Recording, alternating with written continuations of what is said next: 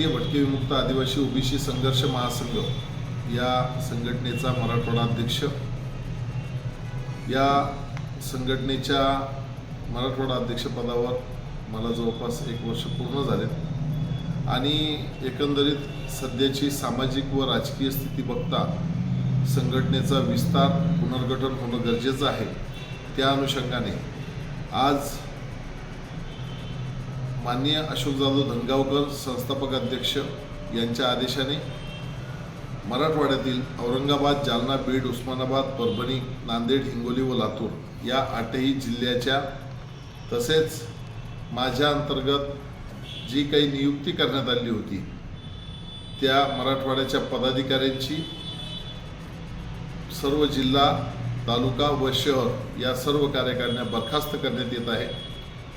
लवकरच संपूर्ण मराठवाडा दौरा करून मराठवाड्याचं संघटन, जिल्हास्तरीय संघटन, तालुकास्तरीय व शहरस्तरीय संघटन नव्याने बांधणी करण्याचं काम लवकरच मी स्वतः करणार आहे व येत्या 8 दिवसामध्ये सर्व जिल्ह्यांचे जिल्हाध्यक्ष घोषित करून त्या जिल्ह्यामध्ये, तालुक्यामध्ये, शहरामध्ये बैठका घेऊन पदाधिकाऱ्यांना दिशानिर्देश देऊन एक मोठं संघटन बांधण्याचा मानस आहे।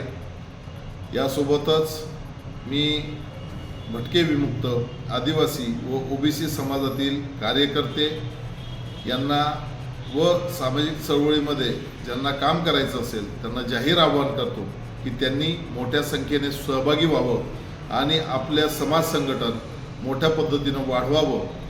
त्याबरोबर शासन सुविधा आपल्यापर्यंत पोहोचत नाही, महामंडळ स्थापन झाले त्या महामंडळाचा लाभ घेता येत नाही आणि दिवसेंदिवस जो अन्याय अत्याचार होतो त्या अत्याचारावर लढा देण्यासाठी या संघटनेचं कार्य आहे। तरी मी पुन्हा एकदा सर्वांना जाहीर आवाहन करतो की आपण मोठ्या संख्येने या संघटनेमध्ये सहभागी व्हावं। धन्यवाद।